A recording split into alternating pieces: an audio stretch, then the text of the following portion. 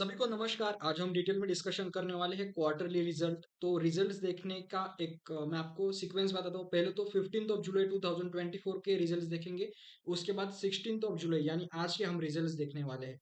यहाँ पर ध्यान रखना कि हम सेक्टर स्पेसिफिक अप्रोच फॉलो करते हैं। सेक्टर स्पेसिफिक अप्रोच का मतलब ये रहता है कि हम जब स्टॉक्स का रिजल्ट आता है तो उसमें कौन से सेक्टर में सबसे ज्यादा जो स्टॉक्स है उनका रिजल्ट आ रहा है, तो उसके बेसिस पर हम एनालिसिस करते हैं। हमारा कोई भी एक स्टॉक स्पेसिफिक अप्रोच होता नहीं, क्योंकि हम म्यूचुअल फंड्स में जो सेक्टर कौन सा अच्छा है उसे हम फाइंड करने की कोशिश करते हैं क्वार्टरली रिजल्ट के थ्रू।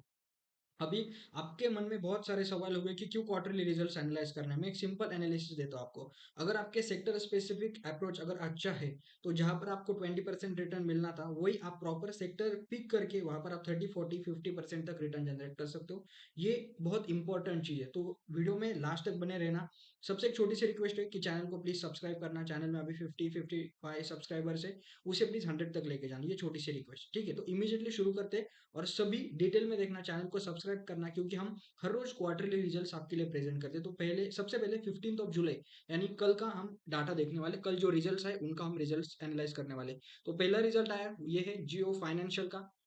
जियो फाइनेंशियल एक wealth management firm as a registered हुआ है, बट कुछ भी बिजनेस नहीं है। तो वहां पर हम रिजल्ट को एनालाइज करके कोई हमारा बेनिफिशियल नहीं। एंजल वन, जो मैंने एंजल वन का कहा था, ईयर ऑन ईयर आपकी सेल्स लगभग 74% से इंक्रीज हुए, one of the best result. EBIT आपका 47% है। अगर आप नेट प्रॉफिट देखोगे तो ईयर ऑन ईयर बेसिस पर 33% की ग्रोथ है, one of the best. EPS 23%। मैंने एंजल वन का डाटा आपको पहले ही प्रेजेंट किया था कि एंजल वन का जो कस्टमर बेस था वो लगभग 70 80% से इंक्रीज हुआ था। आपको एक छोटी छोटी मैक्रो इकोनॉमिक्स बहुत इंपॉर्टेंट है। जब कंज्यूमर बेस इंक्रीज होगा तो ऑब्वियस चीज है आपके जो रेवेन्यूज है वो इंक्रीज होंगे। मान लो पहले आपके 50 आपके ब्रो ये थे क्लाइंट्स थे, राइट। तो 50 क्लाइंट्स आपके अगर 50 रुपीज दे रहे हैं, वही क्लाइंट अगर आपके 80 हो रहे हैं या फिर 90 होते हैं, तो आपके 90 क्लाइंट्स आपको 90 रुपीज देंगे। तो क्लाइंट बेस जैसे इंक्रीज होगा वैसे आपका रेवेन्यू भी इंक्रीज हो सकता है, ये ध्यान में रखना। और उससे अच्छी चीज कि जो वेल्थ मैनेजमेंट सेक्टर है या जो फाइनेंशियल सेक्टर है, बैंकिंग या wealth management, one of the best result दे रहा है ये क्वार्टर में। तो ये चीजें ध्यान में रखना। यहाँ पर आता है सिट्रीनिक्स परफॉर्मेंस, या जो कंपनी है, ये कंपनी आपको मैं बताता हूँ ये क्या कर दिया है। ये जो प्लास्टिक के जो कंपोनेंट्स रहते हैं, इलेक्ट्रिकल कंपोनेंट्स, कुछ भी दूसरे कंपोनेंट्स रहते हैं, उनका मैन्युफैक्चरिंग करती है। ये चीजें ध्यान में रखना। वन ऑफ द ये क्या है, अलग कंपनी है, मतलब एक ट्रिकी कंपनी हो सकती है बहुत अच्छे से। स्मॉल कैप है, लगभग 4000 करोड़ का यहाँ पर मार्केट कैपिटलाइजेशन है। इसको आपको एनालाइज करना चाहिए, क्योंकि ये segment one of the best हो सकता है। और कंपनी के जो फाइनेंशियल है वो भी अच्छे लगते हैं, राइट। यहाँ पर 28% का ईयर ऑन ईयर पर ग्रोथ है। उसके बाद आपका नेट प्रॉफिट मार्जिन 89% से इंक्रीज हुआ है। उसके बाद ईपीएस आपका 89% से इंक्रीज है, राइट। उसके बाद आता है हटसन एग्रो। हटसन एग्रो आपका एग्रो ये डेयरी प्रोडक्शन करता है। डेयरी डेयरी के प्रोडक्ट से या फिर डेयरी के जो बाकी सब्सिडरी चीजें है वे सभी करते हैं। ईयर ऑन ईयर बेसिस पर अगर देखें तो 10% की ग्रोथ है year on year basis. Net profit 63% से ग्रो हुआ है। यहाँ पर मैं फिर से रिपीट करता हूँ, हमारा स्टॉक स्पेसिफिक अप्रोच बिल्कुल नहीं है, हमारा सेक्टर स्पेसिफिक अप्रोच रहता है, ताकि हम म्यूचुअल फंड में उसे अच्छे से कैप्चर कैप्चर कर सके। सिंपल चीज है, अगर जहां पर 20% मिलने थे वहां पर अच्छे से सेक्टर को कैप्चर करके 60 50% रिटर्न मिल सकते हैं, राइट। ये बहुत ही एग्रेसिव अप्रोच है, बट हमारा अप्रोच अगर आप एकदम टैक्टिकल डायनामिक इन्वेस्टर है तो आपके लिए सबसे सुटेबल चीज रहेगा। डायरेक्टली स्टॉक्स में इन्वेस्ट करने से क्या होता है, मैं आपको सिंपल एक आज की न्यूज है, मनी कंट्रोल की न्यूज मैंने देखा आज।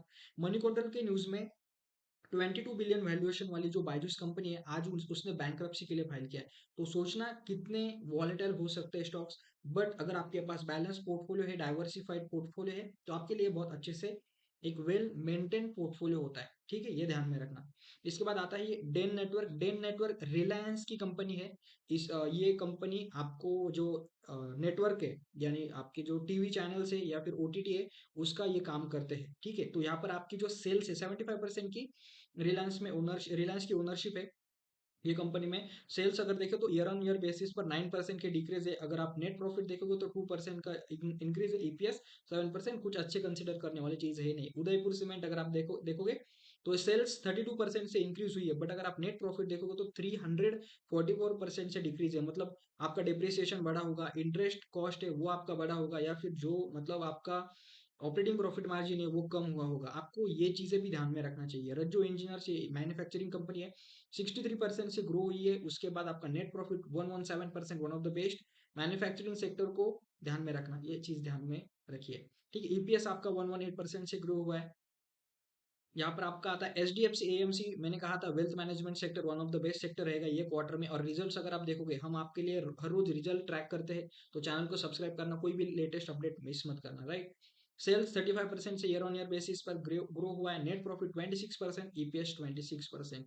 उसके बाद आता है H D F C life insurance, sales year on year basis पर 15% और नेट प्रॉफिट 15% से ग्रो हुआ है। यहाँ पर देखने वाली चीज है Angel One, H D F C, AMC, उसके बाद आते हैं आपको ये सिट रीनिक्स परफॉर्मेंस, उसके बाद आते हैं जियो फाइनेंशियल को नहीं कंसिडर। ये तीन चार जो स्टॉक्स मैंने आपको बताए, वो आपको फोकस करना चाहिए एनालिसिस के लिए। बैंक ऑफ महाराष्ट्र का रिजल्ट अगर आप देखोगे, जैसे मैंने कहा था financial result one of the best, 23% की ईयर ऑन ईयर ग्रोथ। जो हम गवर्नमेंट सेक्टर के बैंक को हम जो बुरा भला कहते थे, उनका अगर आप इस क्वार्टर का रिजल्ट देखोगे, कोई भी Bandhan bank, Utkarsh small finance bank, HDFC, कोई भी बैंक ले लो आप, one of the best result present किया। डिपॉजिट्स की ग्रोथ और लेंडिंग की ग्रोथ भी बहुत अच्छे से हुई है, राइट।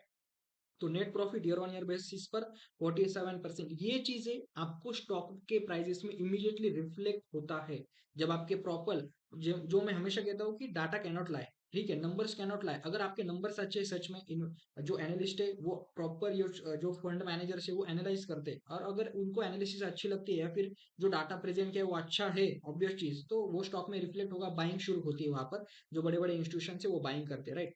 गणेश हाउसिंग में, गणेश हाउसिंग, आपको हाउसिंग सेक्टर भी ट्रैक करना चाहिए। 21% की निगेटिव ग्रोथ है और ईपीएस आपका 29% से निगेटिव ग्रोथ का है, राइट। अभी हम, ये तो 15 का हुआ, 15 ऑफ जुलाई 2024। उसके बाद आता है 16 ऑफ जुलाई, ठीक है। यहाँ पर हम देखते हैं कि हम 2000 करोड़ का जो मार्केट कैपिटलाइजेशन है उसके ऊपर ही कंपनी कवर करते हैं। मतलब मैं माइक्रो कंपनी जो छोटी छोटी एकदम स्मॉल कैप वो कवर नहीं करता, क्योंकि मैनिपुलेशन का चांसेस वहां पर होते हैं। यहाँ पर अगर आप देखोगे टीवी 18 ब्रॉडकास्ट, ये आपका 3% की जो सेल्स है वो डिक्लाइन हुई है, और आपका नेट प्रॉफिट 200%। ये चीजें ध्यान में रखना। डी एन टीवी था ये जो जियो का, इससे पहले मैंने न्यूज बताई, वहां पर भी डिक्रीजिंग रेवेन्यू था। जुबिलेंट इंटरग्रीव, ये जो कंपनी है, मेरे ख्याल से कुछ तो मैन्युफैक्चरिंग कंपनी है, सेल्स उसके 5% से डिक्रीज हुए, और आपका नेट प्रॉफिट भी डिक्रीज, ज्यादा कंसिडर करने वाली कंपनी है नहीं, छोटी, मतलब 9000 करोड़ की कंपनी है। उसके बाद सेंचुरी टेक्सटाइल, सेंचुरी टेक्सटाइल का मार्केट कैपिटलाइजेशन 24,000 करोड़ है। ये paper manufacturing, textile manufacturing, cotton manufacturing का काम करती है। सेल्स अगर देखें तो 28% का ईयर ऑन ईयर ग्रोथ है।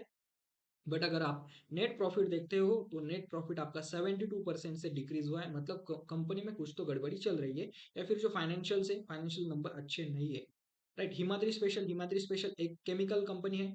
वहां पर अगर आप देखोगे तो ईयर ऑन ईयर बेसिस पर 26% की ग्रोथ है।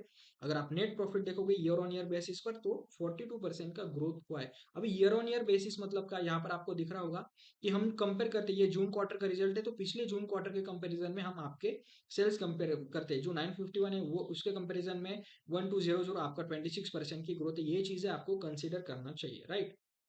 क्रिसिल है, क्रिसिल के रिजल्ट भी एकदम सॉफ्ट है, 3% की ईयर ऑन ईयर ग्रोथ है। आपका नेट प्रॉफिट कुछ बड़ा नहीं है, एकदम 0% ग्रो हुआ है। बजाज ऑटो एकदम बेस्ट रिजल्ट उन्होंने दिया है, 16% year on year growth, not a joke. Net net profit 18% की, इतनी बड़ी मार्केट कैप अगर आप देखोगे तो 2,71,000 करोड़ की कंपनी है। लार्ज कैप होते हुए भी अगर आपका नेट प्रॉफिट या ईयर ऑन ईयर बेसिस पर अगर आपकी ग्रोथ 16% की है, तो मतलब आपको सलाम चाहिए। आपकी जो मार्केट आप कैसे कंज्यूम कर रहे हो, आपका टोटल एड्रेसेबल मार्केट आप कैसे इंक्रीज कर रहे हो, कैसा आप जो मैन्युफैक्चरिंग है, नए नए कंज्यूमर्स को अट्रैक्ट कर रहे हो, ये आपके लिए बहुत इंपॉर्टेंट है as a company, as a manager, या फिर एज अ कंपनी ओनर।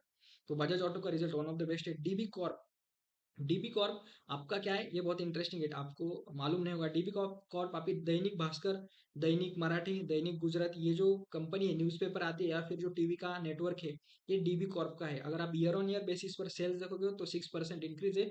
अगर आप नेट प्रॉफिट देखोगे तो 50% की ईयर ऑन ईयर बेसिस पर इंक्रीजिंग है। तो ये चीजें ध्यान में रखना, क्योंकि यहाँ पर हम सेक्टर एनालिसिस करते हैं। सिंपल चीज है, यहाँ पर हमने एनालाइज क्या किया, वेल्थ मैनेजमेंट सेक्टर है या फिर एंजल वन के रिजल्ट अच्छा है, H D F C AMC के रिजल्ट अच्छा है।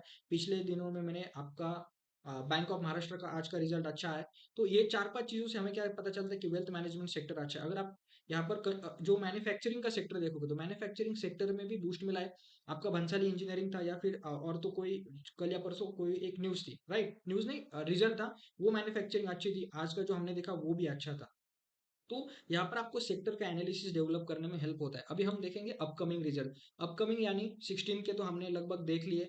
यहाँ पर हम 17 के देखने वाले, 16 जुलाई 2024 आज है और हम 17 के देखने वाले। तो ई नेटवर्क 17 है, LTI माइंट्री ये ध्यान में रखने वाली चीज़ है, नेशनल स्टैंडर्ड इंडिया। उसके बाद हाथवे केबल ये आपको कंसिडर करना चाहिए, ये वन ऑफ द बेस्ट क्योंकि अपकमिंग सेक्टर है।